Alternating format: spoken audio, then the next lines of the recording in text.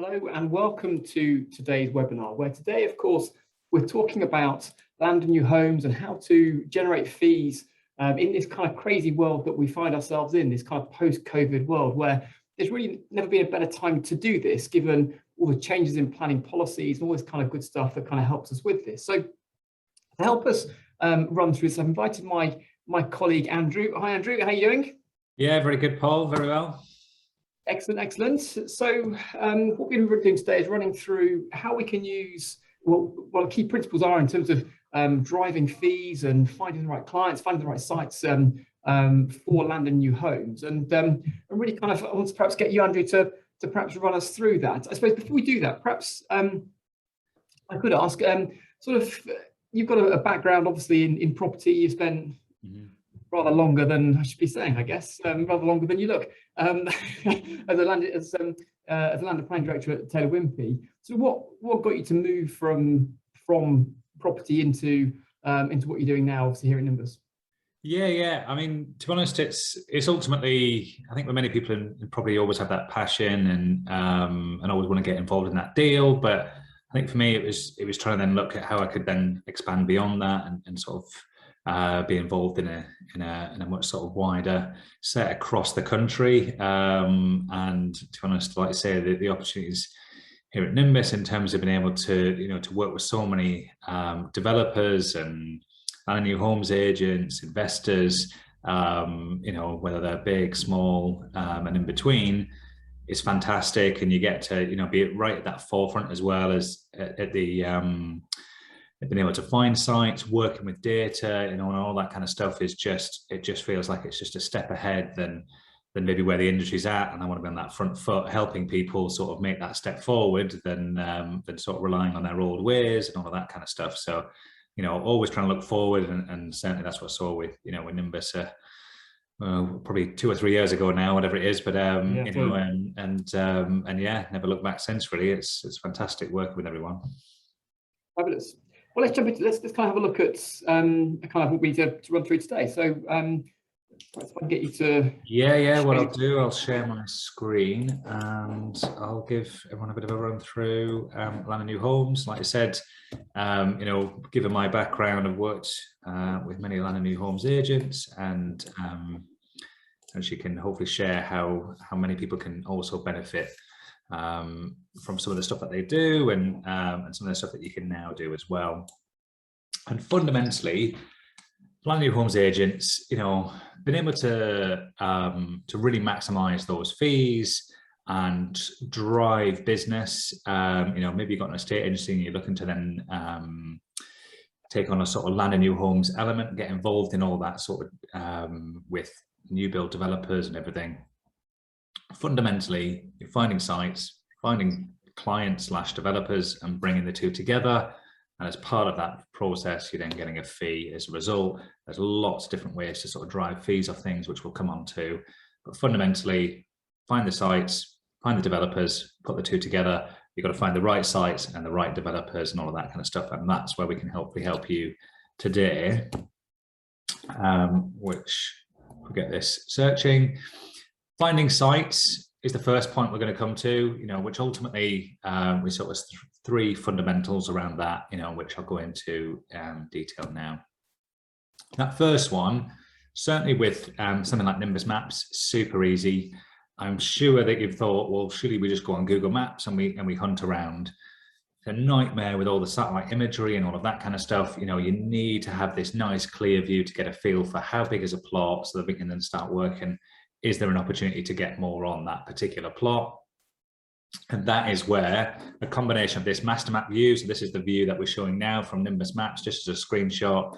And then we've also got additional tools on top to sort of point out where those big back gardens are. So for example, if you want to find a large plot where you can then either knock down the house or carve off part of the garden and build sort of 5 plots on there or something. I mean, like take this example here at 1.15 acres, you knock that down. I mean, that could be sort of a 15-unit scheme or something in there, so huge opportunity.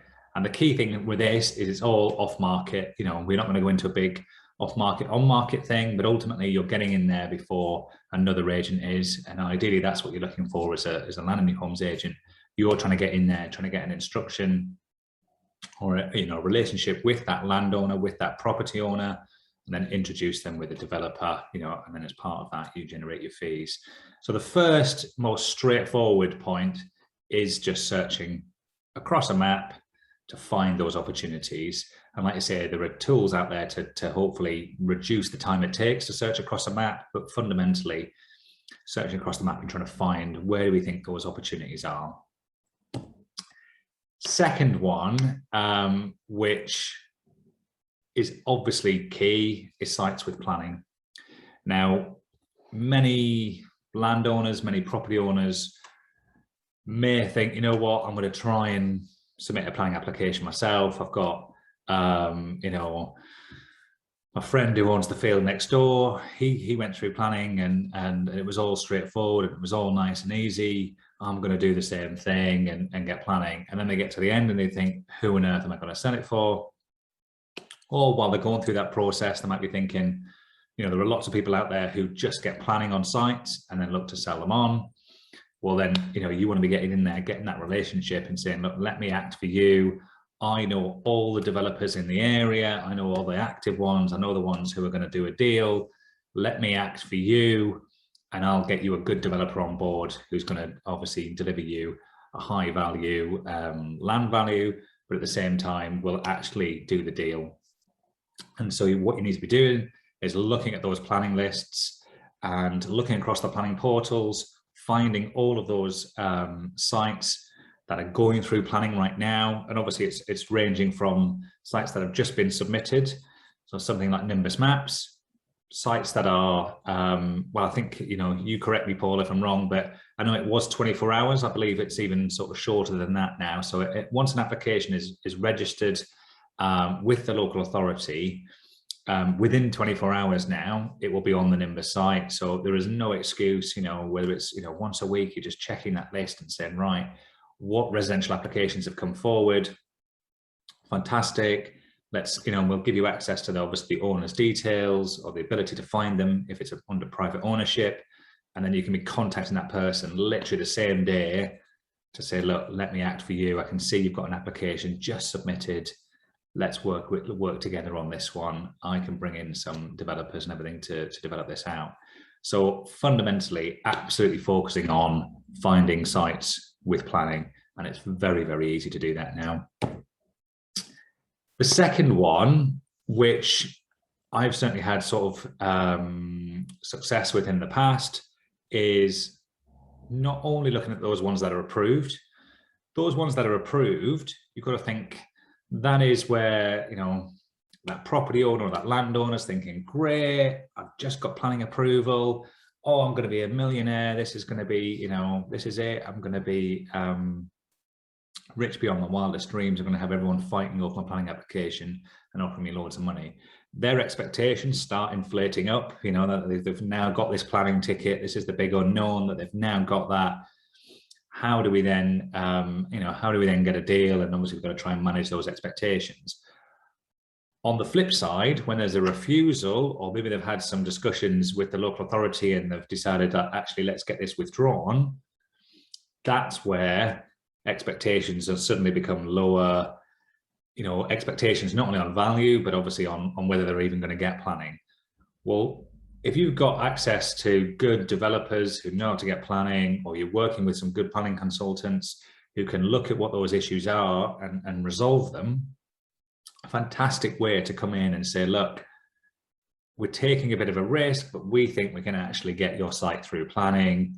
However, you're getting a better deal for the developer because their expectations are lowered in terms of what they think the site's worth. They don't think they can get their 10 houses on that they thought they were going to get on, and maybe as part of that discussion, you say, look, 10's never going to work, but 8 might, and therefore naturally it's going to bring that price down, get developers excited that they're going to get a scheme that's going to work, and a planning consultant will get it through. So for me, it's not looking at these and thinking, oh, don't touch them with a barge pole. They need a bit more due diligence. Obviously, you've got to look into them, look for why they were refused. If they were refused, if it's been withdrawn, maybe then, you know, if the comments are already sort of public, being able to then see what those comments were. You know, obviously if the environment officer or someone's, you know, basically said, look, it's in a flood zone 3, which is obviously with Nimbus very easy to check, but maybe this person didn't have Nimbus Maps, submitted an application, and they've come back saying, look, it's in flood zone 3, we're recommending this for refusal, and the client's then pulled that. You know, I've worked with technical consultants to work around flooding issues and all of that kind of stuff. So no matter how unsurmountable it seems, you know, generally with a lot of these things, it's just how expensive is the solution to get this. Obviously, if it's literally in the floodplain, then maybe not. But with a lot of these development sites, they're, you know, they're on the fringes, or half the site is covered by a floodplain or something. So, you know, that's one example, you know, one technical example, but there are lots of reasons. Maybe it's design, maybe it's subjective, and you can come in and find these sites and come in and just breathe a bit of life into them again and say, look, I will get this scheme through. I will work with developers and planning consultants that will make this happen. And obviously the result, then you can start maybe negotiating a slightly bigger fee for the extra work that you're going to have to put in as a way of getting this site forward. But to be honest, from the landowner's perspective and the property owner's perspective, they think they're set on 0 because, you know, they've missed their chance to get planning approval. You know, oh, that's it. You know, we've missed our chance. Someone coming in and saying, we'll get you something, not quite what maybe you were expecting before, but something a little bit below that, they'll probably bite your hand off, you know. So definitely one, and I've had this once in the past where we were then speaking to someone who had a refused application. We worked with them. We did get planning. It was for slightly less units, but ultimately we managed to get a deal agreed and developed out the site accordingly. So I always think, and sorry to interrupt you there, but like, I always think sort of the mindset of the owner is kind of interesting at this point, because there's very few things in life where you spend 20 grand or something and you have absolutely nothing to show for it. And yet planning is one of those places where you can spend 20 grand, 50 grand, whatever it is, to try and get a planning consent and come away with it with absolutely nothing. And of course, if you're then a developer that can come forward and look at the reasons why that was refused and sort of tick them off one by one and resubmit a scheme that's in line with that, then of course, you've actually got something for that 20 grand. You've actually got the reasons why it's a no. And if you can sort of tick those off on a checklist and resubmit off the back of that, then of course, it's a very easy way to turn what is in the owner's mind something so horrendously negative and this hole in my pocket of 20 grand that really quite hurts into something really quite positive, which is well, now here's a planning ticket that you wanted, and you become the knight in shining armor or something like that as part of that, kind of coming in and fixing that problem really. So obviously it's a really interesting sort of mindset around how all that sort of fits together really. Yeah, no, absolutely. And, you know, like I said, that, you know, the example that I give, you know, I don't want to give too many details in terms of the people involved, but ultimately, yeah, you know, the sort of feeling from the landowner was, missed my chance. Like, you know, this is never going to happen for me now. You know, whereas we were able to come in and be able to sort of manage those expectations of saying, look, we're going to have to rejig the scheme, but we can get something through and we can get approval for something. It's just not going to be quite up the way you thought originally. But to be honest, they're just thinking, great, like, yes, let's move forward. I've already pictured the desert island that I'm going to go on, you know, on holiday to, and, you know, and I've already pictured the next house we're buying or whatever. You know, it's like they just want to realize those dreams, and a lot of the time they can do that even with a slightly reduced scheme. You know, so definitely something to look at in terms of finding those sites. And then the next one, which obviously we're very on top of here at Nimbus Maps, is minimizing that planning risk. You know, so I think people, land and new homes agents who are looking to move into that you know, new homes market and dealing with all of those and trying to put property owners and developers together and find a site that's going to work. A lot of that comes down to minimizing that planning risk, especially if you're thinking, well, look, I've not got so many sites through planning. Let's go for the easy options in terms of that planning, which Boris, with his build campaign, was all about trying to make it easier to address some of the constraints that are facing the country through COVID. So obviously less shops because, you know, retailers are going bust because we weren't able to shop in them. Likewise, offices, less demand for office space, given that pretty much every company now is hybrid and reducing down their office space. So what it's doing is creating excess surplus basically in retail space, office space, and a myriad of other commercial uses. How best can we reutilize those buildings? And the government has basically said, we'll make it easier for you to turn them into residential. And that's ultimately what Class MA was brought in for. So Class MA is a permitted development right to convert commercial buildings, which ultimately fall under a Class E, which is, so as you can see here with this sort of Class E on the right-hand side, is essentially shops, offices, creche, day nurseries, pretty much you name it. If it's a commercial use, it's in there, excluding things like industrial uses, so big warehouses and all of that kind of stuff. They're outside of that, and a few other ones as well. But fundamentally, if you're interested in this, we've got lots of other content on Class MA. More than happy to sort of run through in more detail with anyone. They want to then get in touch with us as well. But fundamentally, it's a commercial building. So we take an office, for example, an office space up to 1,500 square meters, which is quite a large building. It's outside of any of the sort of areas that you wouldn't expect. So AONB, safety hazard zones, triple SI areas, military explosive areas, all of that kind of stuff. So it doesn't apply to any buildings in those, doesn't apply to listed buildings.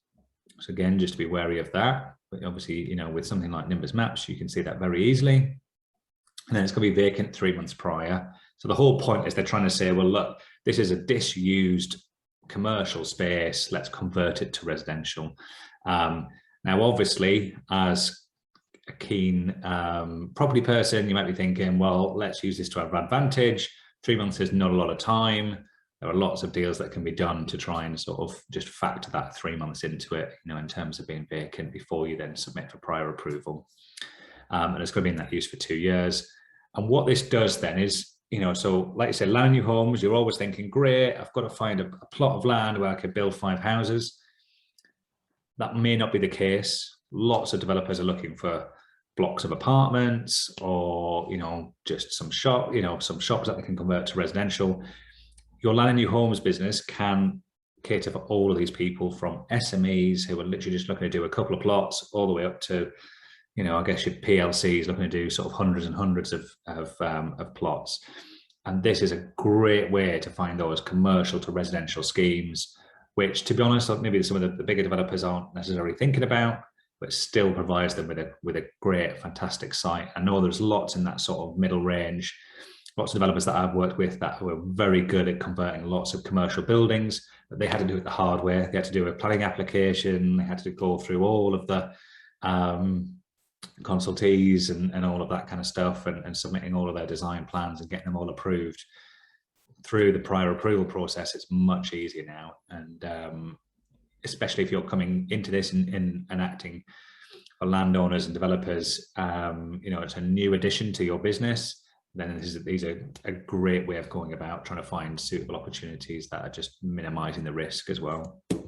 I think the other thing that's kind of interesting with that, so there's this was one of the things I was going to mention. So in terms of the industrial bit, before we kind of confuse people, so the industrial, quite right, B2 and B8, the old B2 and B8 uses are outside of Class E. The old light industrial, so that kind of little sort of light industrial stuff, that is included in Class E. So we've got kind of that sort of split of the two.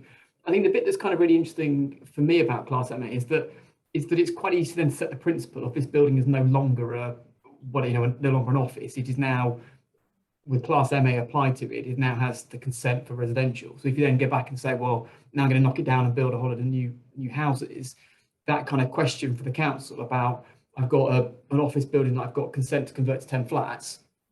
The developer now wants to come forward and change 10 flats into 10 houses. Am I really going to stand in the way of that? Because you've already got consent for 10, they've already got consent for 10. So how material is that in terms of the change? It doesn't feel like it's, the office use, which perhaps they're trying to protect or historically wanted to protect, has now gone, and it's gone because the Class MA is in place. And so for me, it's a very interesting sort of way of perhaps the first piece of a jigsaw. If you kind of get sort of a negative pre-app saying, well, local policy wants to kind of protect this building or whatever, then actually that class MA becomes kind of quite interesting, really. So I think that's kind of, for me, a sort of part of that route through to kind of get rid of the old use and sort of move the mindset on is kind of quite a useful thing for it, really. Yeah, absolutely. Like you say, if you have got a developer who's saying, look, I only want housing, being able to then get essentially the principle established that this is now a residential site, then you are just talking very subjective terms around, well, does a block of flats look better than a bunch of houses and all that kind of stuff. And yeah, I think that's a great point, to be honest. But not only that, there isn't just Class MA that was introduced through Build. We've had Class ZA as well. Class ZA is a bit tighter with the criteria. So it is demolition of commercial space, so typically offices, and then you can demolish the building. So you can see here is this all B1 use, so offices, light industrial, sort of R&D, so any that sort of random sort of warehouse, certainly in these residential areas, they're perfect for this. Demolition of the commercial space, and then you can rebuild on the same footprint with an additional 2 stories on top. So if it's a 2-story sort of little workshopy type thing with a little office, a sort of mezzanine area, perfect. If that's technically 2 stories, knocking that down, you can then build on that same footprint to 4 stories through this permitted development right as well. Obviously, usual caveats, not if it's in a triple SI area, not if it's in an AONB, all of that kind of stuff. 1.86 miles of an aerodrome. So, it's like I said, there's more constraints on this one. The building itself is a slightly smaller footprint. And there's also, I think, we've got a height maximum there as well. So with the additional floors, you can't be above that certain height. So it isn't, you can't turn a 4-story building into 6. It would then be beyond the height scale. And this is where it's been vacant for 6 months. So again, it's a bit of a longer term play, or it's something that's been this sort of disused scheme that's been going on. What it might be, if you can, if developers have sort of looked at it in the past and think, the risk to try and convert it to residential is too great.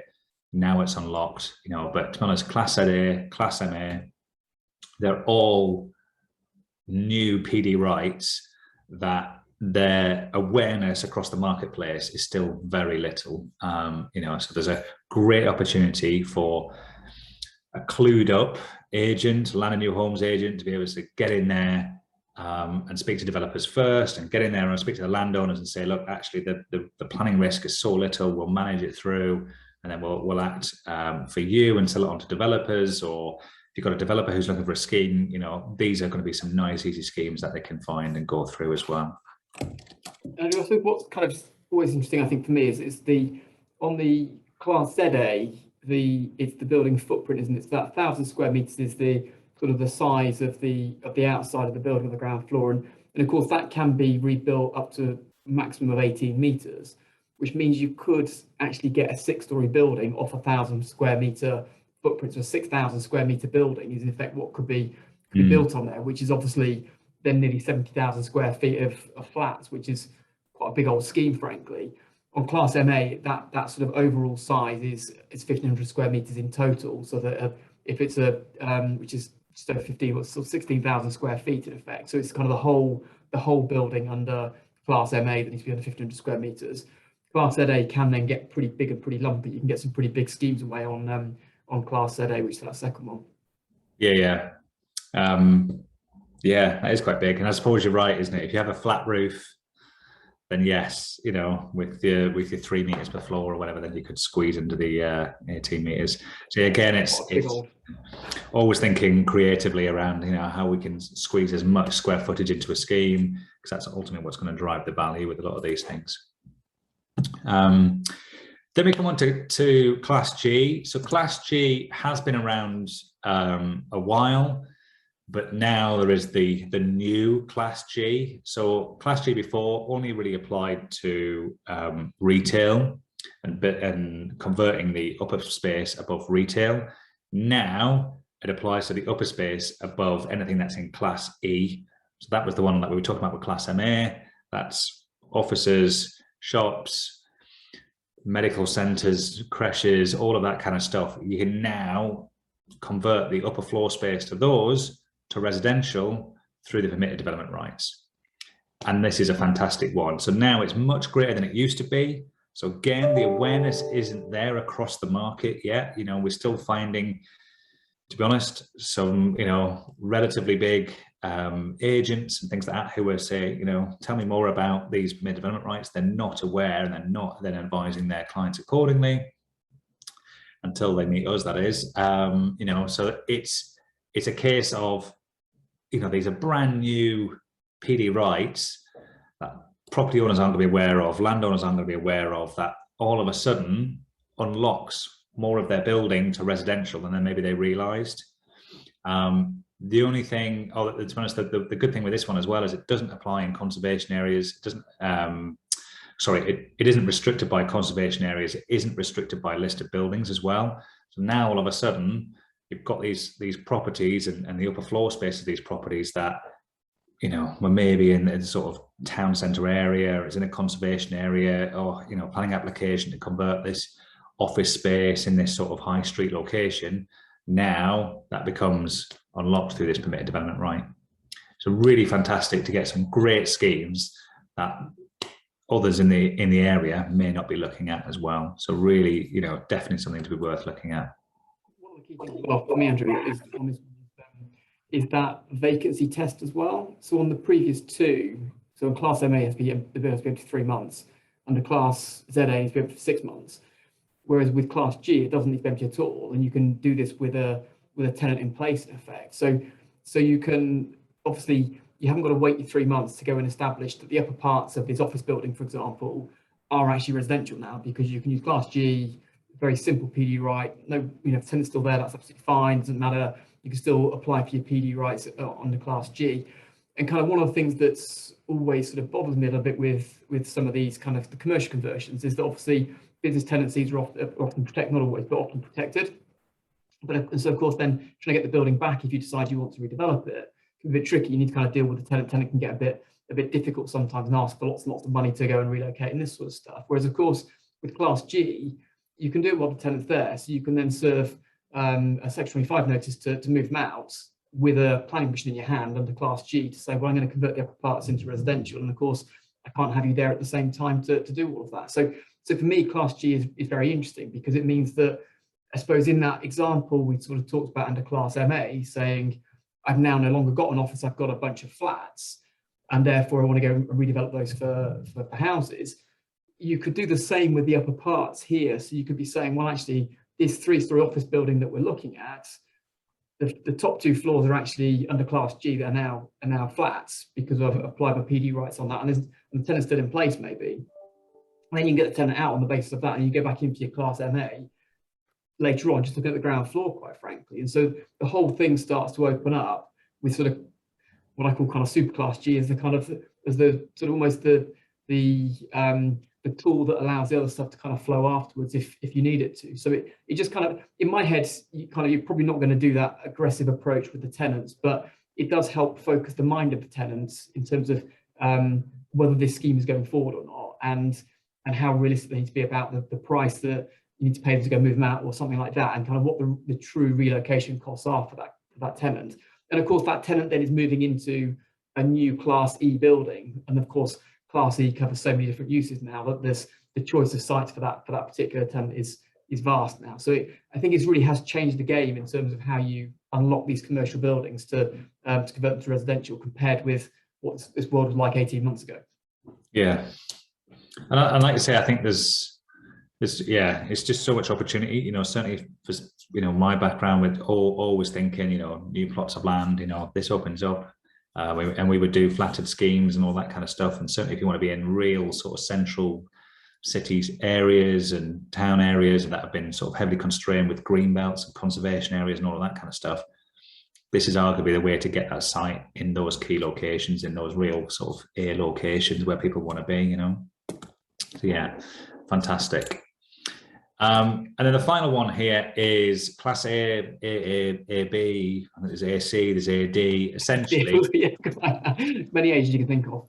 Yeah, you know, A, and then pretty much every letter of the alphabet. And basically what that basically means is depending on the type of building, then it's a different type of use class. But fundamentally, you can now add additional stories on top of pretty much most buildings. So whether it's a house, whether it's a block of flats, whether it's a block of flats that have got commercial in there, whether it's detached or attached, and all these kind of things. So, you know, again, we're not going over, this isn't a webinar about the class A, B, all of that kind of stuff. It is more about saying, look, there is now airspace opportunities above flats. There's houses as well, but I think from a land and new homes perspective, that one's probably less exciting, you know, but certainly flats, being able to add additional stories to it, you can be unlocking, you know, depending on the size of the building, you know, 20, 30, 40 extra flats in a particular building. And that's a great way of then obviously getting all the resales and all those flats and everything as well. So the, you know, the greater number of units, the more you're going to be getting back in fees as well. So a great one for that, because this is just free land value essentially. You know, like, you know, you've got a property owner who's maybe the freeholder of this block. They're just getting the ground rents coming through. They're not bothered. They've got this nice income.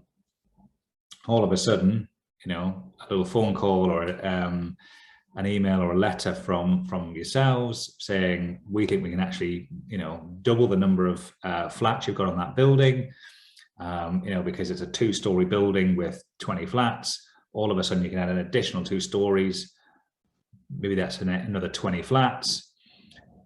For what, you know, that, you know, for what value? You know, it's sat there as 0 at the moment. Obviously there's a high build cost involved, but then all of a sudden now you're generating value out of nothing. The advantage to the property owner is obviously all of their ground rents will increase as well, you know. So obviously they're selling off all these flats, but they're going to be then paying that ground rent back to that landowner. So that landowner's doubled their income and had a nice little lump sum as a bit of a sort of land value as well. And then a developer gets to come in and build 20 flats on top of their existing building. It's a fantastic scheme. And I know there's a lot of people who are thinking, oh, it sounds really complex and complicated, but there are dedicated developers out there who are just focused on airspace opportunities. And to be honest, I think they're almost, you know, slightly annoyed because it's bringing more people into their space, because they were, you know, they were used to having to go through planning applications. Now it's made it much easier for them, but it's also bringing more people into that space, and quite rightly, because there's huge untapped potential on these buildings.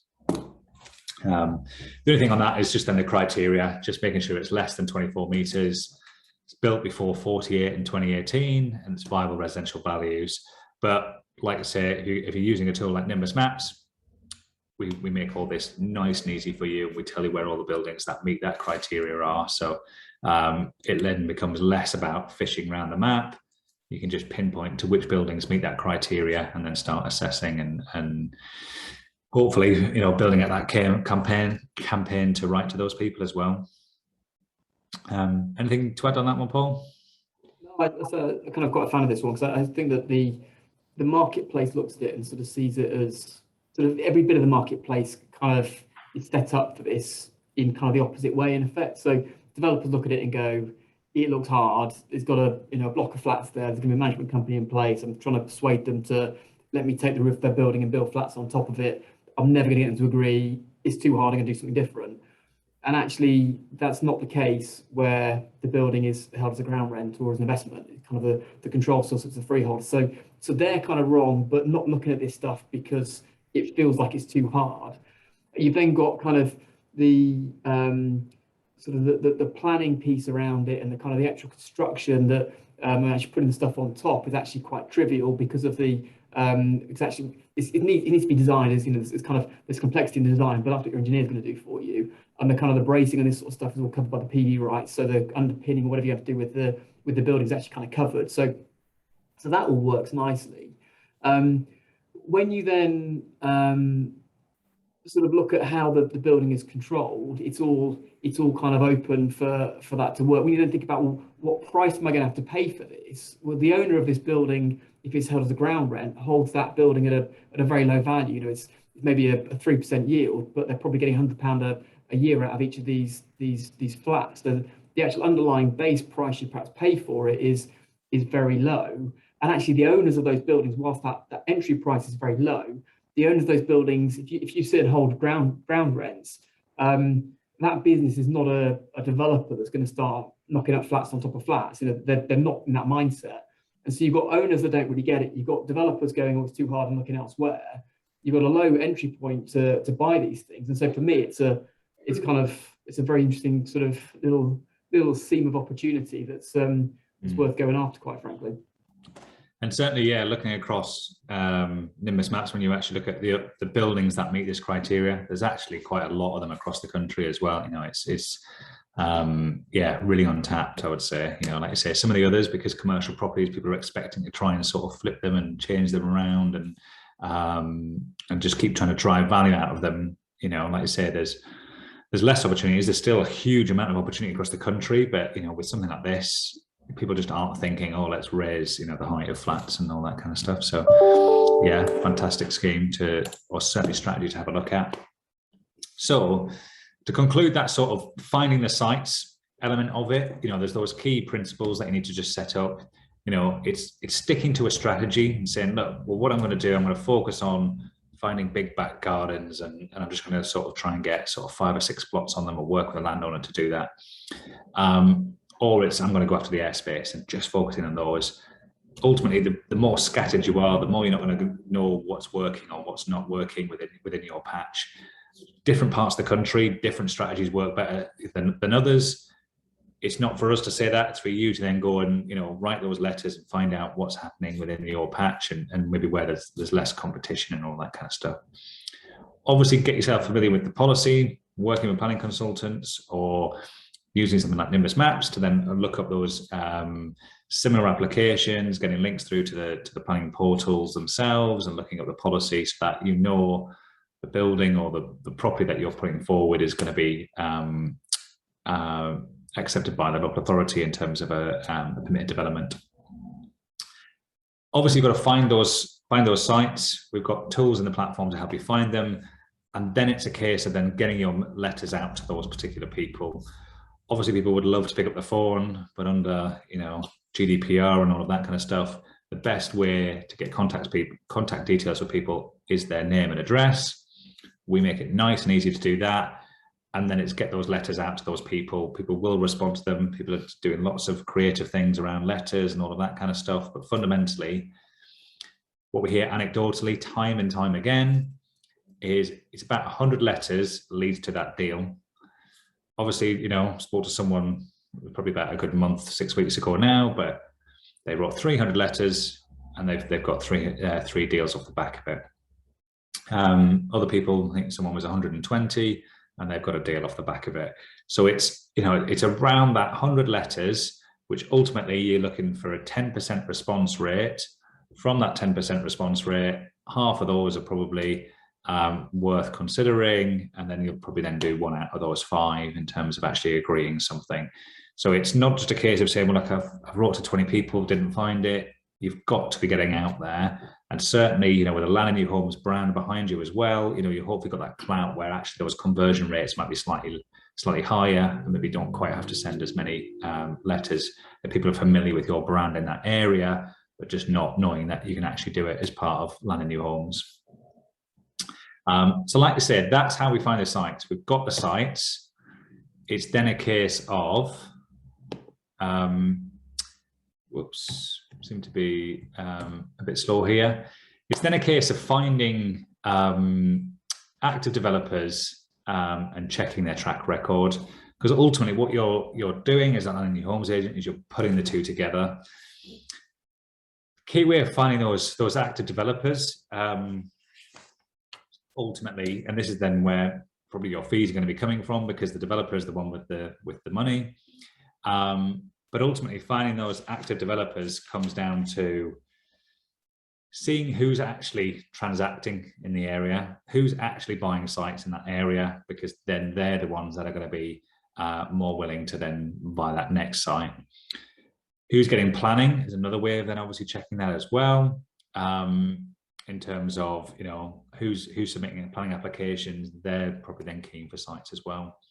And those active developers are the ones where, you know, this is where, and I've got a slide later where we'll come on to how we can get sort of creative with fees and all of that kind of side of things. But Depending on how you want to structure the deal, maybe you want to act for that developer and help them find the sites that's going to meet their requirements. Maybe you just want to find the sites, act for the owner, sell it to, you know, your network of developers. There's, like I say, there's lots of different ways of doing it, but without having that pool of developers there, you're then not going to be able to then facilitate that transaction between the two. And the second thing with that is it's all very well knowing who the developers are in the area. It's then knowing which ones will actually transact, you know, and to be honest, I've had it time and time again, you know, in my previous life, you know, when I'm bidding on sites, we make a point in the letter about how we actually, you know, we stand by the offer that we've made. PLC company, you know, we have to then prove that it's had the various approvals all the way up the chain, so that our solicitor has the approval to obviously sign a contract. And we put all that in the letter. We say, look, we've already gone up the chain, we've already approved, like, you know, if you accept this bid will absolutely go ahead to facilitate this, because there is nothing worse than you're working your way down the process, you've got solicitors involved, all of a sudden the developer starts saying, oh, we've just checked the costs and we've done this and whatever, and actually we've got another site that we're more interested in, so we're not going to do, you know, it then damages your reputation with the landowner, but also then with the developers and things like that as well, because it looks like you're not managing that process very well. It's all about understanding what they can do up front. And the key things with those is then looking at obviously what they've had planning for before, and looking at their ownership. What sites have they got? Have they had lots of sites that they've developed out? Or have they literally, is this their first site? And I know we've got lots of budding SME developers who are trying to get their first site, you know, and that's always the conundrum you're going to have. You're going to have, how do I break into it? And ultimately, I think with the SME developers who are trying to like break into their first site, going off market is an easy way to then, you know, go and prove that you can then go and do and develop out a site. And have that credibility, so that if you are then getting sort of bigger and having to manage working with agents as well as finding your own sites, then you've got that credibility to go with that as well. And I've had it where I've been selling plots of land on behalf of Taylor Wimpey, that we've had bids, you know, from I think in the end we had sort of 3 or 4 bids. Some of them were from obviously very big PLC names that everyone's familiar with, and some of them were from sort of slightly smaller ones. Their offers were slightly higher, but as a company, you know, we decided to go with those big PLC names that we knew, only because, like I say, as a sort of PLC company, they're always looking to minimize those risks. So it was an absolute consideration, the credibility. Not only was it the value, it was the credibility behind it. And you've got to think you're acting as an agent between facilitating this deal. You want to be able to say, look, if we go with this buyer, they will go ahead at this price. So that's obviously, you've got to appraise the site, you've got to understand what values are in the area.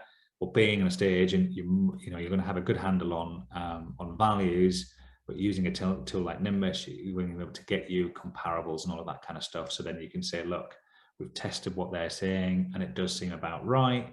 We know they've bought sites in the past. We know they're currently going through planning. These are good quality outfit that will see it through. Then you're going to look really good in front of that landowner. You're going to look really good in front of the developer, because you're going to show that you've done the due diligence. You're keeping them honest, and the whole process will get managed nicely. So that really is the key side of that sort of facilitating the deal, as it were. And building credibility, and this is then more on yourselves. So obviously you're trying to assess the credibility of buyers, but also when you're approaching these active developers, where you're trying to then see if you can act for them, you've got to have your own credibility as well. And like you say, if you're just maybe starting land and new homes, how do we then do that? Well, through a tool like Nimbus Maps, you can then find out all about what they're doing, what sites they've got, where they're selling, where they're not selling, what sites they've got in for planning. So when you're speaking up the phone, you're not just some, you know, nobody who's trying to sort of chance it. You know exactly what's going on in the marketplace and what they're doing within that marketplace as well. And therefore they're going to say, God, these guys really do know what they're doing. If we want them to sell one of our sites, then then actually, yeah, they clearly have a handle on the market. They're going to be the perfect people to do this with. So really do a little bit of research beforehand, look up that developer. What are they working on, both from a planning point of view, from an ownership point of view? Obviously, we can see those dates. So if they started on site, have they not started on site? All of that kind of stuff. You're then going to be talking with a whole lot of confidence when you're actually approaching those people. And then the flip side about that, Andrew, is how you get to the gatekeeper as well. So how do you get through? You know, when you ring XYZ Developments Limited, how do you get through? Well, the answer to that is always that you say, I want to go and speak to the person in charge of the site that is at whatever, and there's the address of it. Because I've never known any phone call come into our office that if they quote one of our properties to us, that I wouldn't answer the phone to and take the call, because it may be that it's burned down, or it may be that there's a problem there that I need to go and deal with, or something like that. I have no idea what that's going to be. The next question, usually from the gatekeepers or the receptionist or whatever, is, will he know what it's regarding? And the answer to that is no, it's a new matter. But obviously, I've quoted to you the address of the property I want to talk to you about. It is yours. You will take that call. And then if you can when you get through to that person, if you can talk to them about the site they've got and say, I'm ringing because I just want to see, I liked it, I thought it was really good, really excited how you get on with it. Just want to looking to find any more, because I may have something for you. And that's where you kind of want that thing up your sleeve, don't you, in terms of something it doesn't matter if it's off profile or not. It just tells them that you've got stock, and that actually it's worth a conversation with, it's worth sort of answering your call again next time around when you ring, because actually there's something there. Yeah, and I agree, to be honest. My old hat on, if someone said there's a call for you and they've got a potential development site, that's a call that I'm going to take every single time. It's not a, if it's someone who's just trying to sort of sell me something, whatever, I'm going to try and avoid that call. Someone says, look, we've got a potential site for you. You're gonna have that conversation, and then obviously flesh out how much that is. Now, yeah, if you're just trying to do it to get a foot in the door, then obviously you've got to think about that credibility and everything as well. That, the next time you call, you're probably going to then try to avoid that call if actually it turned out, you were just trying to sort of do it, to get through the door. So, you've got to follow through with these things and actually have, interested sites that, yes, you may know it's slightly off profile, but ultimately you're saying, look, I am the real deal. Look, I've generally got something here as well, but it might not be for you. That's fine. Great. What are you looking for? Great. Because I'm looking for other bits as well. So always trying to think, right, how do I build this relationship? Because ultimately that's what you're looking to do, because if you do get a site and a landowner says, can you just sell this one for me? Because I can see you're in the area. I can see you're active. I've seen you, your boards everywhere. Can you go and sell this for me? You then want to be able to then quickly get through to all of those developers and actually want them to then pick up the phone to you, because you generally do have this fantastic site that's perfect for them. The last thing you want to be doing is praying that the receptionist sort of puts you through and hopefully, this cracking site that they've actually got time for and will take you seriously, So just keep building those relationships all the time, This is in a bit more detail, really, and again, trying to just make that, make that point around the sort of the reputation and the sort of abortive time as well. Ultimately, if you're not working with good quality developers and checking their track record, you're just going to be wasting your time and wasting everyone else's times. There is, honestly, and I've been there where a deal fell apart literally a week before exchange, and everyone hates it.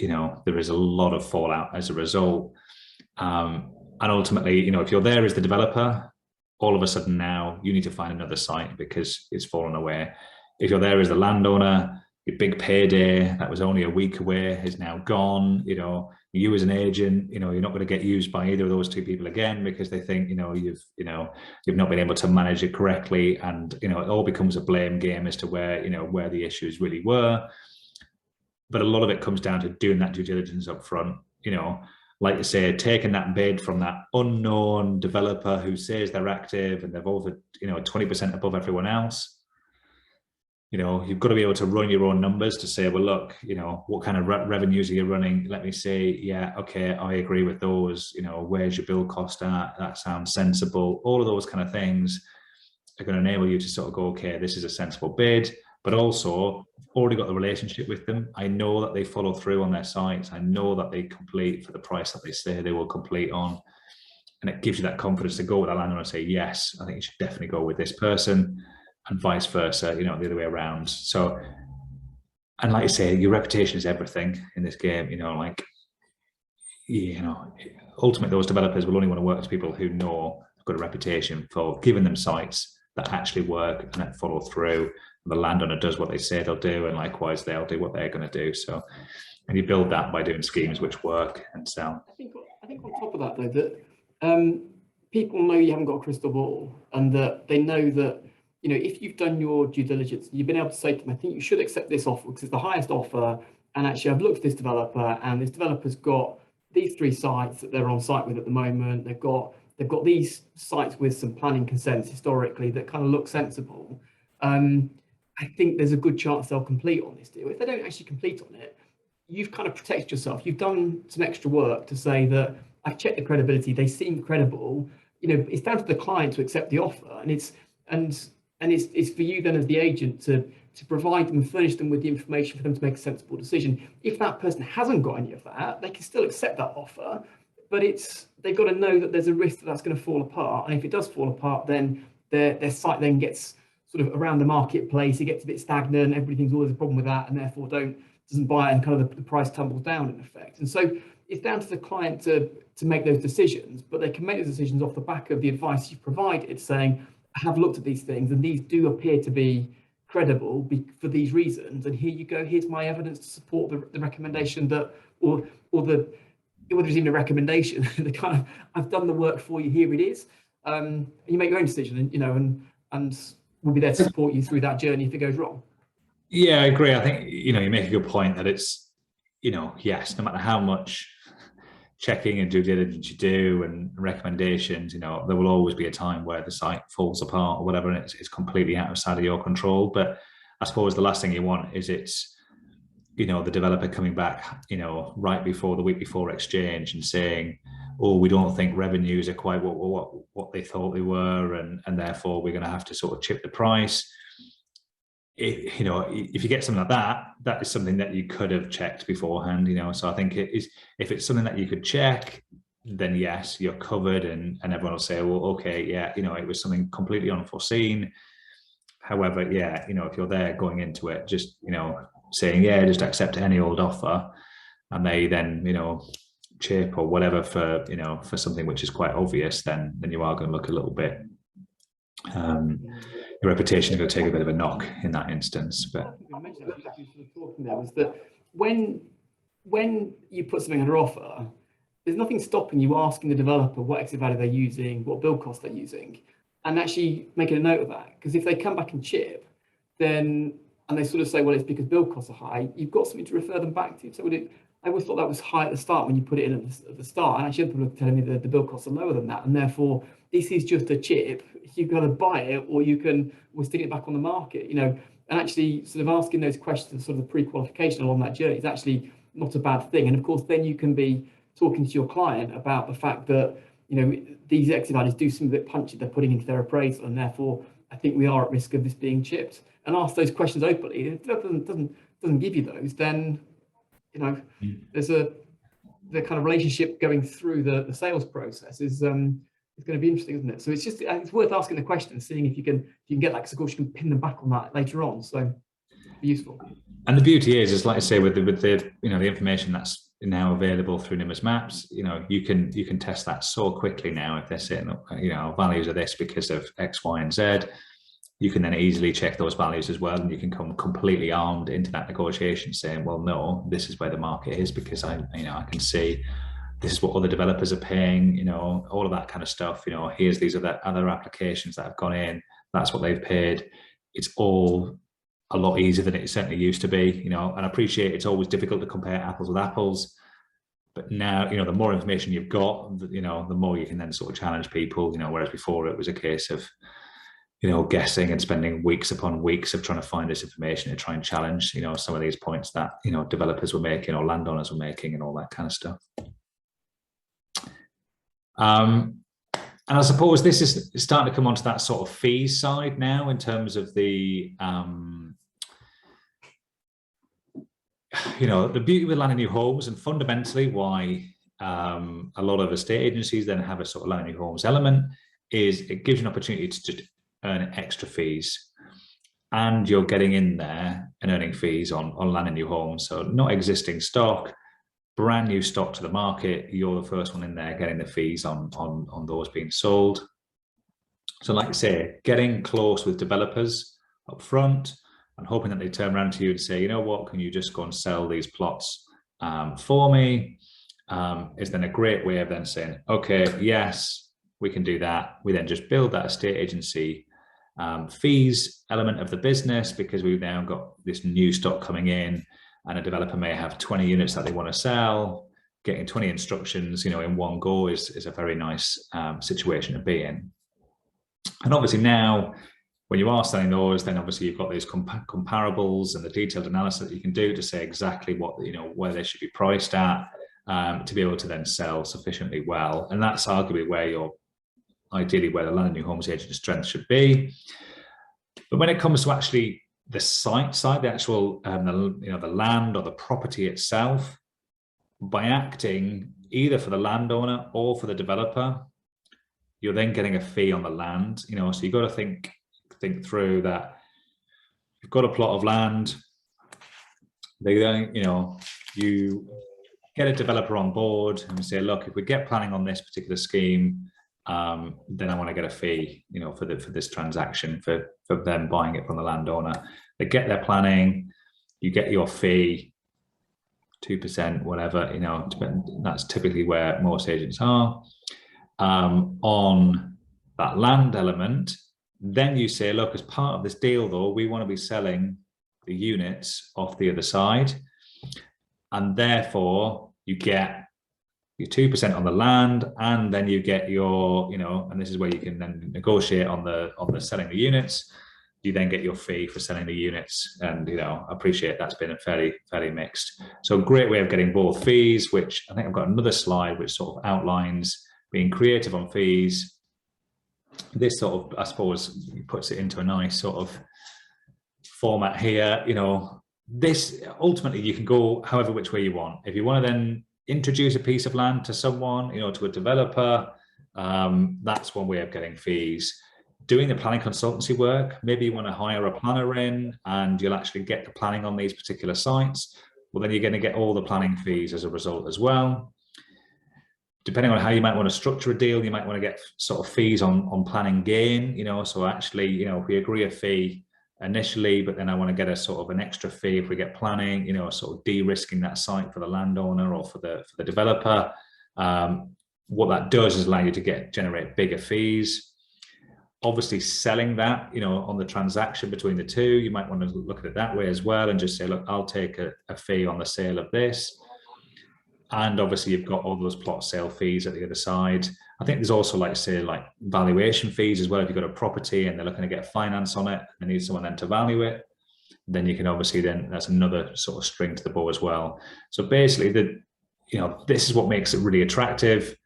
Is an opportunity to earn more fees at every step of that development process, rather than just trying to get the fee on the sale of the house at the end of it.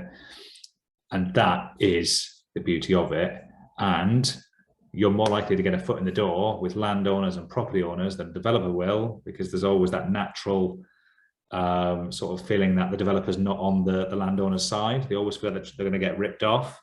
Land New Homes comes in as a sort of third party, you know, you're more likely to get that foot in the door and generate those fees at acting on that sale than you would do otherwise. But yes, that pretty much covers off my bit. I don't know if there's anything more you want to add on that, Paul. No, yeah, like kind of also that creative fees bit. If you can cash flow it, then of course often a lot of developers will be quite happy for you to leave your fee in as part of the project. So if you've got if you manage to agree a whatever it is, 1-2% fee on purchase plus 20% of the planning game, something like that, then if you can leave that in till the end, you can have that as equity in the deal often, and they'll pay out the sale proceeds at the end. And of course that then you'll get kind of your whatever it is, your 20 grand fee or whatever, but actually it'll be uplifted because there'll be a slice of profit. So in effect, it's 20 grand out of the equity of 200 grand that's needed for that 600 grand site or whatever. And actually you can kind of make some big returns off the back of that as well. So kind of just think about what fees you want, when you want them and whether you can stay in for the journey. If you do stay in for the journey, you obviously expect to get the returns on the cash that you've left in the deal, in effect. So if you can cash flow, that's some good ways you can drive additional value off the back of that. So just some thoughts around all that, really. I suppose the next bit then is, I suppose, is for me to try and bring this to life. So let's kind of look at how Nimbus can help you with this. So I'm going to find a deal quickly for you, and then I want to just try and bring some of the stuff to life that Andrew's taken us through. So what I would like to do is just to ask the audience, pop into the chat a location they'd like me to go and search in, and I'll just bring to life some of these locations for you, and just try and bring something back. So so Jason was first. He's typed Southampton into the chat. So I'll go straight with Jason's. We've got Lincoln. We've got some other bits coming through. So Nimbus, as many of you will be aware, uses this sort of location search at the top here. So I can type a location in, it goes off and finds that and pops that in the centre of the search there. It's plotting me then ownership around that location, which then shows me title registers, title plans rather, in the map in effect. What I need first, so I'm just going to zoom out just to kind of get a sort of a feel for where we are. So for once, when it comes to these things, actually, I know a little bit about Southampton. So we'll sort of just zoom out a second and just kind of bring everybody along that journey with us so we kind of understand where we are. So the first thing I want to do is use the overlays in Nimbus. And there's a market section here. So the first thing I do is going to plot average sales price of residential land across, of residential properties across an area. Because what I want to understand is whereabouts in Southampton are good parts of town, whereabouts are bad parts of town. And what I can see quite quickly is, so these are showing me neighbourhood boundaries, it's showing me the average sale price of residential property. So I can see sort of central Southampton, sort of down here, sort of £270 a foot. As I kind of go up, sort of north, sort of drops to £213 a foot in this little area here. So those sort of values drop off 20% as we can sort of come off the sort of the central part of Southampton, if you like. As we go up kind of northwest, the same thing kind of happens up here too, but this is sort of a good patch through the middle. And as we kind of come out of Southampton, and of course off into the New Forest out to the west, those values then start shooting up as well and start getting sort of stronger values around there in effect. So let's just go off and start to think about what else we might do. In fact, before we do that, there's obviously then a pretty strong HMO marketplace in Southampton too. So kind of giving me an understanding of what I might do that. Of course, Class G that Andrew's talked about, perhaps I might even get an HMO, sort of Class L HMO on the end of it, but we'll sort of perhaps save that for another day in effect. What I want to do to start with is go off and find a deal in 90 seconds. So for me, the easy way to do that is to use something like the Elite Plus system. And I'm going to use Class MA for that. So this is where the stopwatch should really start, Andrew. So if you want to go and start, I'm going to find a deal in 90 seconds, if that's okay. Right. You got your stopwatch on?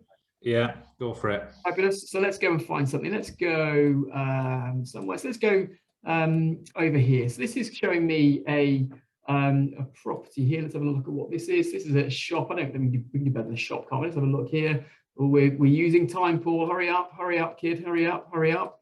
Let's see, what's this down here? So this kind of looks interesting. Let's, I mean, the other one's probably word deals, but I think we've probably got something interesting here. So what this is showing me here, and I probably can stop the clock now, Andrew, actually, is that using the Elite Plus system, what it's showing me is there's a property here. It's got a 4,500 square foot vehicle repair shop. So that's then part of this new thing called Class E. The size of that property is 4,500 feet. That's obviously less than the 15,000 or just over maximum size that you can have under Class MA. So it's the right size, the right use. It's checked as not listed, doesn't flood, and all that kind of good stuff. So I know that I've got planning constraints that fall in line. So policy says that Class MA should work for this. It's also overlaid a little residential filter. So there's residential around this site around here. Of course, around here we have lots of commercial uses, but actually this particular site sits and actually sits kind of quite neatly with the residential to the front here. So you could sort of see how I could put another one of these at the back there and have sort of an entrance way in effect. What the system's then saying is it's run a bit of viability in terms of financial viability for me as well. So it's saying that the sales price in this part of Southampton for new build is £320 a foot. And it's saying, well, if we ran a sort of a conversion on this, given this Class MA, we could convert it. We may not want to, but we could convert it. It's saying if we allow £100 a foot, which is about sort of 2/3 of new build cost, then that would give us a build cost about 440,000 in effect. It's 4,400 square feet. What it's then saying is that the rental level for this particular building is about £8. And if we paid 7% net for that, that'll be £105 a foot to go and buy that building.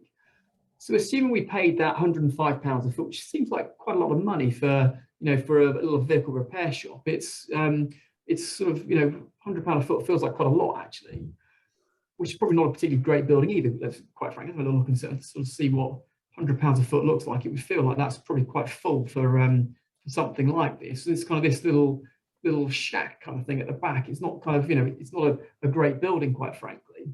£200 a foot seems like quite a lot, really.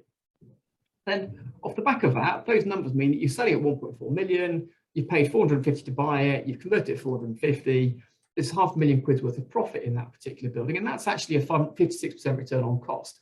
Now, the beauty of this is that what we can then do is we can start to say, well, if I only need 25% return on cost, which is typically all I need as a developer, and this has got 55%, 56% return on cost, then that balance of the 30%, we can start to try to align everybody in the same direction, in effect. So what it means is if I introduce this to a developer, the developer should be able to bid way in excess of what this building's worth, to the tune of probably 250 grand, in effect, kind of half that profit, which kind of bring us down to a kind of 25% return on cost, in effect.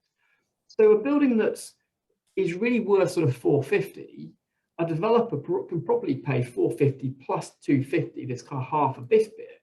They can probably pay about 700 grand for a building that's worth 450,000, which means that suddenly we've now got a landowner with a scope to increase their value, a developer coming in and saying, well, this building's got a nice, easy conversion. Once I've got that conversion through, and I've got the planning ticket for that, I've then got a residential planning ticket on the site. I could then go back in and say, well, I'll tell you what, rather than building what I'm proposing, why don't I stick one of these at the front, stick one of those at the back? And actually, that's a 3-story building that I can go and put at the back and put something like that at the back there instead. So suddenly I can probably actually outstrip this little appraisal, but I can set the kind of the precedent of the residential development using that class MA at the start. So a really quick way to do all of that.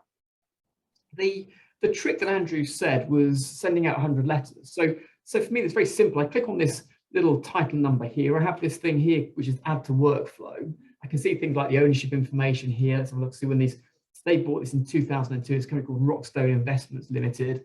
They are activities of head office. That's kind of interesting. I was kind of expecting to see that as a property development or a property investment company kind of thing, but they're not. It's an activity of head office. So maybe there's something kind of interesting going on as a sort of a business itself. Perhaps they're not developers or investors, so perhaps don't know quite what this thing's worth. The people behind that business are, of course, so David Waldron. One of those things again with them is I want to go and get in touch with Rockstone Investments. I could ring David and I could say, I want to speak to you about your property at 113 Paynes Road, Fremantle. And I'm very likely to go and get through to that person to go and see if they want to sell that particular property. But we're going sort of the easy way at the moment, which is letter campaigning. So I can click on this add to workflow, save that property into my opportunity section here. It's going to save put a little pin on it to say that's in my opportunity section. And then this workflow section here is in essence where this kind of comes to life in effect. I can then, from this is like a little Kanban board, it saves all my properties into a particular order so I can keep track of where they all are in effect. I've saved my sort of Fremantle one down here with this place in Southampton down here. And I can then download that into Excel. And that's kind of the trick, because then that allows me to very quickly write out letters to those owners. When it comes in, it's going to show me within that Excel file, the owner's details, all nicely laid out for me to make that letter campaigning nice and easy for me. Thanks very much. Now, that's all kind of interesting. One of the things we then want to understand is kind of what are sales values in the area. Well, that's kind of then becomes pretty easy, because what I can then do is do a little search here.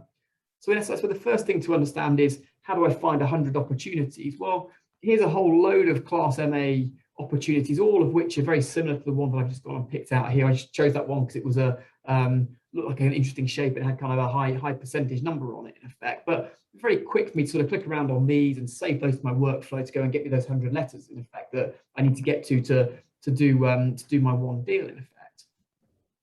Having got some interest from those owners in effect, I want to go and just check some of those numbers and check my £300 a foot and this sort of stuff. And the way I can do that is I can go into the filters section on Nimbus. I can run a little little bit of comparables here. So I can run a residential comparable search here. It's going to show me all the properties in that area that I've searched. I'll move the map across. Let me just go and center that over there for a second. So this is then showing me all those properties that have sold. Let's get rid of the unregistered land for now. That's then showing, well, just at the front of this particular property, there's a property here that's sold. And if I just sort of scoot down, I haven't got the details of that particular one. I can export that to Excel to kind of to understand exactly what those were. I can go and find the particulars for that property too, actually, which then will kind of bring all that to life for me. So very quickly, I can get a handle on exactly what those sales prices are. Having done all of that, I suppose the next thing to do is to say, well, how do I find out who the active developers are in this location that are perhaps going to want to go and buy this site once I've kind of worked this owner up to go and do all of this? Well, the answer to that is that we use this thing called the planning export. In the export section here on Nimbus, there's a planning one here. So what I do with this is I type in Southampton. This is going to go off and look across Southampton Council's website, in effect, on the planning portal. What I really want to do is I want to understand where are the residential planning applications coming in across Southampton. It'll be helpful for a couple of reasons. So let me just go and run that report for you. It's going off and it's looking for planning applications that mention residential words, so C3, flat to houses, apartments, dwellings, the word residential itself. And it's then removing planning applications that sort of look at discharging conditions and variation of conditions, all that kind of good stuff. The reason for that is it's trying to give me a nice simplified list of just applications that are interesting, but then are going to drive value and increase the price of those sites in effect.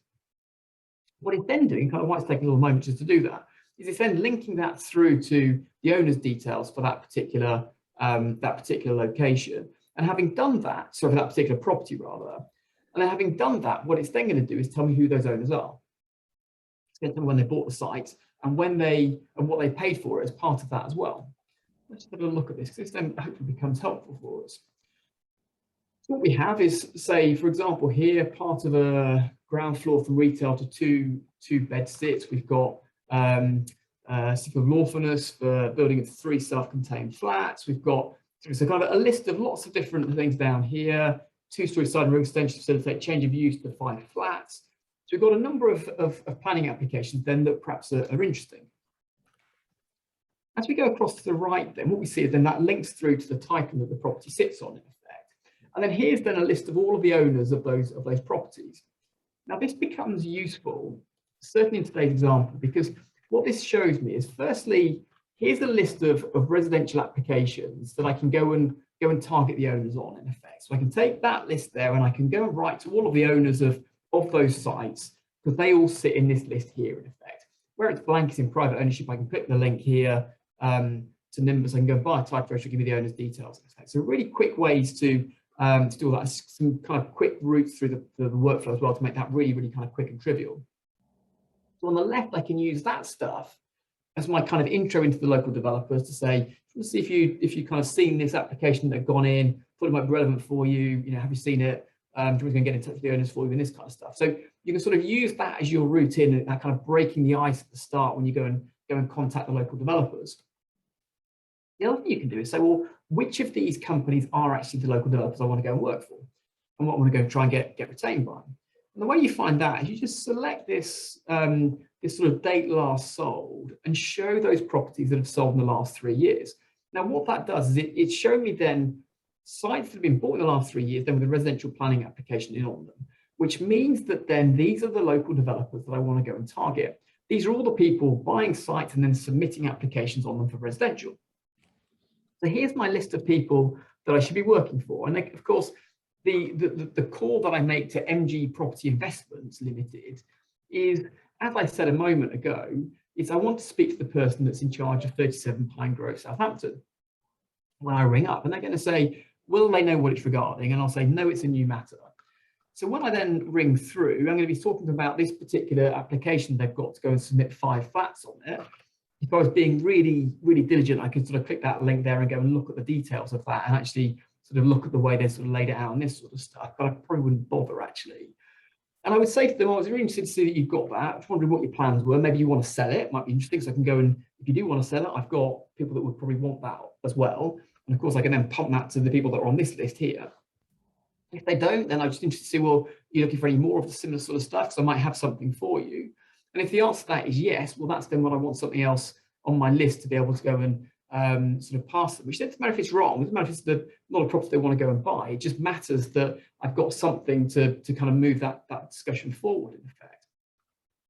What's then also interesting is that over here, then, what I have is I have then the price that they paid. So, of course, this company here, which is MG Property Investments, bought that site for £280,000, and they then going forward for a planning application for 5 units on that site. So they've got a plot value in their minds, about 55 grand a plot for that flat, in effect, for each of those flats, which then means I can use that to kind of as part of that schedule of comparables that Andrew was talking about, making sure that you show that you know and understand that marketplace that you're working in effect. That's my list, and I can go through that list. It's kind of a nice long list of sort of 45 schemes or so, and go and see what kind of price is being paid, how that breaks back on a rate per square, on a rate per plot, look at the details of those plots, understand what those plots look like. Happy days, then I've got that sort of local understanding. Here's my list of clients to go and target. These are the prices for the plots, the plot values that they've kind of got in their minds, and their sort of residual value calculations break back to. I can then go and either broker these sites here through these planning applications, in effect, go and broker those to the developers that are on that list, or indeed go off and find sites off the things like the Class MA overlays, Class G, Class ZA, all that kind of stuff that we've just been through, in effect. Well, hopefully that's helpful and useful. If anybody would like to see this in a bit more detail, there's a couple of things that perhaps we could suggest might be helpful for today, actually, is that sort of our Elite Plus system, so that Class MA site find that I just did a moment ago, that forms part of sort of one of our bundles, in effect. We have a commercial conversions bundle that brings in various strategies that, in fact, I think all the strategies actually that Andrew's covered today are covered under one of these bundles, in effect. Certainly the commercial conversions one covers the new Superclass G, the Class ZA and the Class MA PD rights. And then those airspace residential opportunities then sit under the land and airspace package that we offer here as part of the Elite Plus system. These, in effect, give you those really targeted strategies to allow you to go and find those sites really quickly, knowing you need to go and send 100 letters out to find a site then that you're going to go and buy, in effect. If you would like to see that in their local patch, then feel free to do that with us. We can get someone to give you a call back. We can then get them to show you how to use the system. And of course, then you can actually have a go with it yourself as well. So if you'd like to do that, then we'll get that link popped into the chat. Andrew, can I perhaps ask you just to pop that into the chat for me? So if anyone done it, Paul, amazing. You read my mind. Thank you very much indeed. So if you'd like to do that and look at the Elite system, then we can get you booked in through that link that Andrew just popped into the chat. So hopefully that's helpful. And then sort of a sneak peek of the future.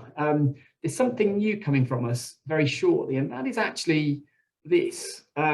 Nimbus is launching a thing called self-build. So as part of the government's support, again, sort of post-COVID, there's sort of this belief that there's not enough self-build houses being built, in effect, and the government want to fix that, and we here at Nimbus want to fix that too. They've got a little tool that is going to help you find a piece of land for your dream home, in effect, and really kind of what that aims at doing and what it does is it finds sites off market for houses where you can knock them down and rebuild something rather more akin to your dream home rather than necessarily what's on there at the moment. Checks the viability of those for you and helps you then get in touch with the owners. One of the things then that may be relevant for today is actually is for the agents, the land and new homes agents amongst us, then actually those homeowners and those kind of new build sort of self-build homeowners that want to go and build their own home, in effect, often need a little bit of help, and actually they can be very helpful and kind of will obviously pay good fees to the land and new homes agent to help them along that journey, in effect. And so we'll be offering access to that to our land and new homes customers here at Nimbus too. So if anyone would like to know more about that, there is actually a separate bit.ly link to allow you to register your interest with us in the new system, which is selfbuild.land.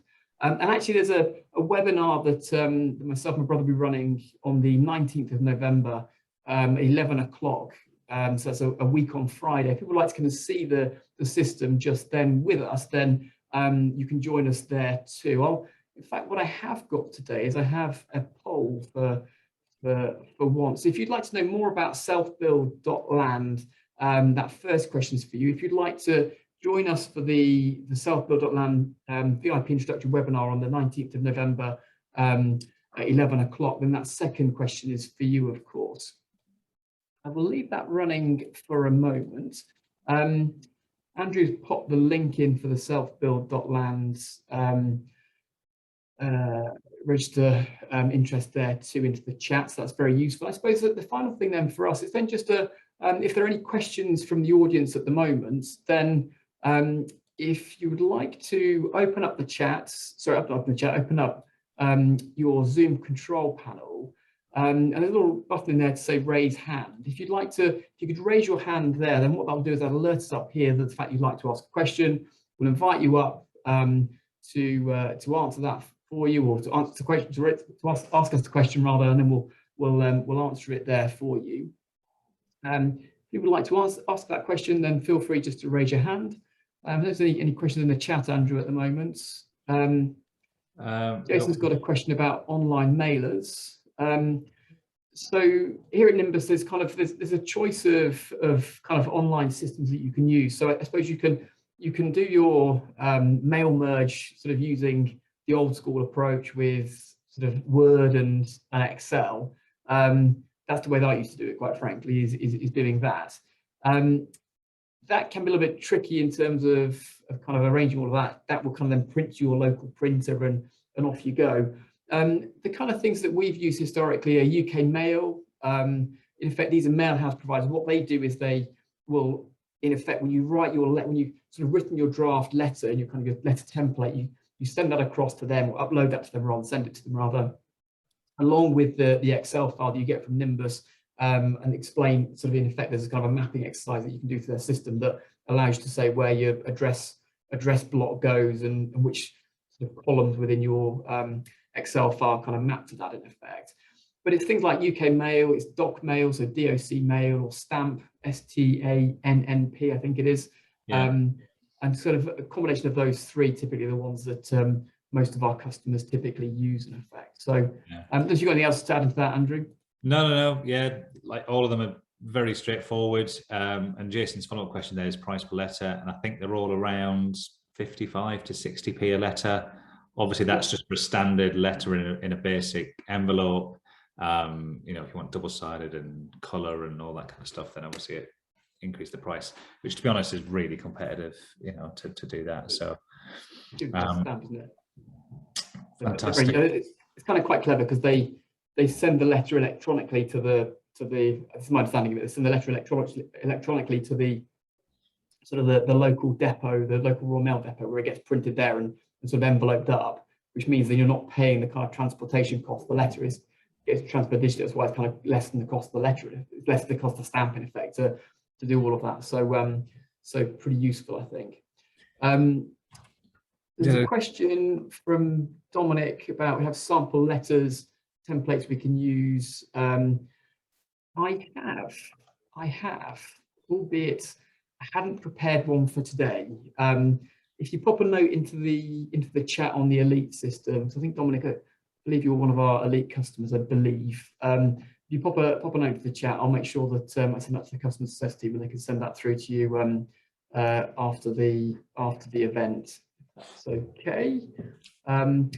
Michael's popped a note in about Elite Plus training session. If you take up one of the Elite Plus system, so there's sort of a separate webinar where we run through the Elite Plus system, what each of the various strategies are doing, how you can then really tap into those and make the most of those. So that's a sort of separate session. It usually takes about an hour and a half, 2 hours, something like that, to run through sort of top to toe of the Elite Plus system. And obviously the Elite system itself has its own training and support as well as part of that. So so yes, absolutely. Fabulous. Jason will copy the templates as well. There's a think that's it. So there's another question. Yeah. Jujit. Yeah, so what Jajit says is going back to Excel spreadsheet you exported, why would I sell the land with planning permission to a developer when they've already bought the land? Or is actually this a planning application before they've bought the land? So really good question. So there's sort of two bits to that. So number one is that some developers will buy land just to get the planning gain on it, and then sell the site with the planning consent on it, where another developer then will come in and then develop it out and take sort of the build risk as opposed to the planning risk in effect.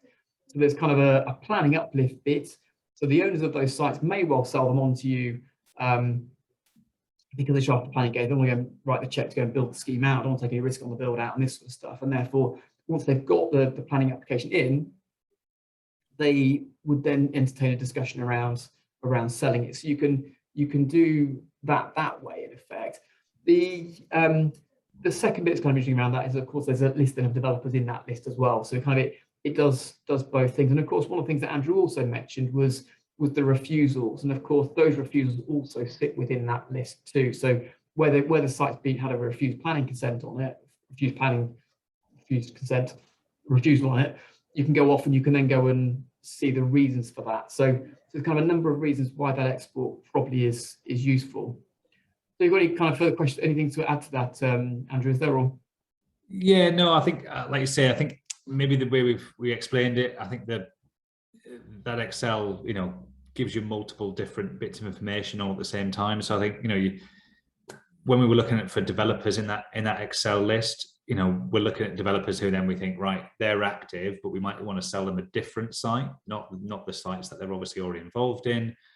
But likewise, if you're finding a planning application and there isn't a developer on board, then obviously you can then act for that landowner and then maybe introduce a developer. Maybe you can still act for the developer on that instance. But so you can sort of use the same information in two ways, depending on whether you're trying to sort of sell the site that's going through planning to someone else, or whether you're then trying to find a site that you've got somewhere else and then sell it to those active developers.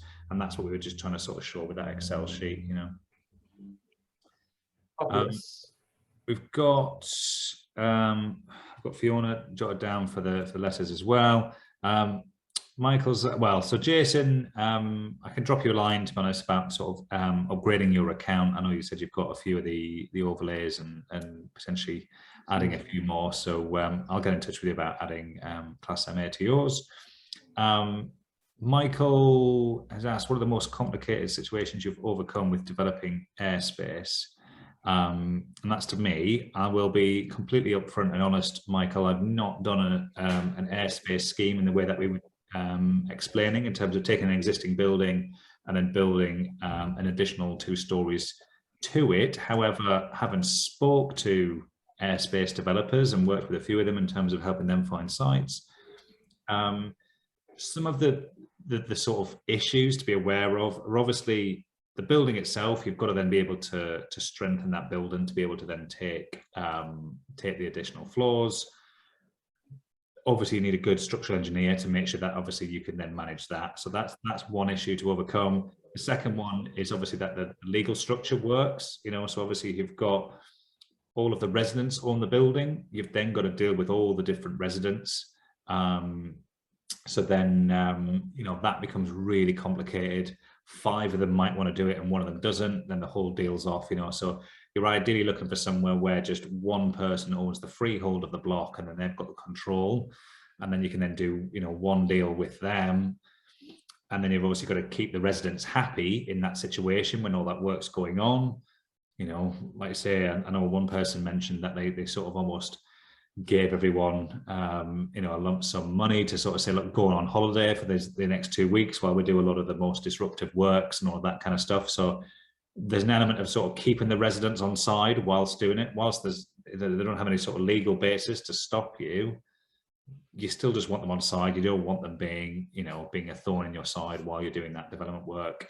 And so just making sure that maybe when you're agreeing that deal, there's an element put aside for the residents to sort of say, look, here's a slight compensation for the disruption, the works and all of that kind of stuff and everything else. So I think they're probably the main ones, really. Sort of, you know, structurally making sure that legally you've got a nice easy deal to be done rather than having to deal with lots of different individuals. And then 2, just making sure that you're thinking about keeping the residents happy while all that work's going on at the same time as well, and communicating with them, explaining that, you know, there's not going to be more competition for parking because you're going to build some extra parking spaces and all that kind of stuff. So just, you know, just thinking through those, and hopefully you'll have a, you know, a stress-free airspace development. But I have to say, I was a bit more skeptical than Paul was around, you know, airspace development. But having now spoke to a few dedicated airspace developers, you know, that's the only schemes they do day in, day out. It's, you know, it's just the same as developing a site for them. You know, it's just they go through the motions and about strengthening the building, working with the residents, working with the property owner, and it is just, it's just a you know, a process. Obviously, every building's different, but it is just a process for them. So it is, you know, it lead a few of my sort of concerns around it. You know, so yeah, for me, kind of the you know, you've got your building, your contract for your building works, just what the specification of what your building is. And so for me, I'm really not bothered about what that specification is. I'm not kind of concerned by the fact we're building on top of other buildings, because it's going to go into a D&B contract. I'm going to novate my architect and novate my engineer, keep my QS, and that engineer is going to make sure that that thing is built in the right way. And if it's not, I'm going to go back under the warranty, and I'm going to go back under the appointment document, under the novation agreement. So I'm just not concerned by how that's built. It's just a thing, it will get built, provided there's, you know, space to actually be able to build the thing and to get people on site and this sort of stuff. Even then, you know, kind of the site hut and this sort of stuff, even then you can still build this stuff. So you know, plenty of schemes go up in London with kind of very tight constrained sites and stuff. So I'm just not worried about that. And for me, the margin in these schemes is so high that actually, if there is a bit of extra cost in it, I'm not particularly worried about it, because the site can cope. So I'm just really not concerned about how these things work. And in many ways, being the son of a lawyer, I'm equally less bothered about how upset the residents are. Once I've got a planning ticket which goes through under PD rights, if the council refuse me under the wrong terms, then of course I can always appeal it, and they run the risk of suffering my costs under the appeal too. So they're going to be reasonable with me. The owners of the flats and things like that, well, they haven't got any rights to get in my way. They don't own the freehold. They just own a lease, and they've got the right to use that flat. And provided I give them quiet enjoyment of that space, then there's nothing they can do to stop me. I might take a different view in terms of keeping people happy and making life easy for myself, but there's nothing to make me do that. There's no kind of reason why I necessarily have to. It's my own choice whether I do or not. And so for me, it's something not to be overthought and overcomplicated. It's just what the spec says around the building contract. I'm going to go in place with a decent building contractor that hopefully has got a bit of experience of that type of scheme. So yeah, I'm not worried about it. And as I ever worried about time, Andrew. So with that in mind, what I must do is firstly thank you, Andrew, for your time today. Thanks very much, Paul. And of course, thank you all for watching today. We've had lots of fun today. Hopefully you have too. I've been Paul Davis. We've been Nimbus Maps. We look forward to seeing you soon. All the best. Bye for now.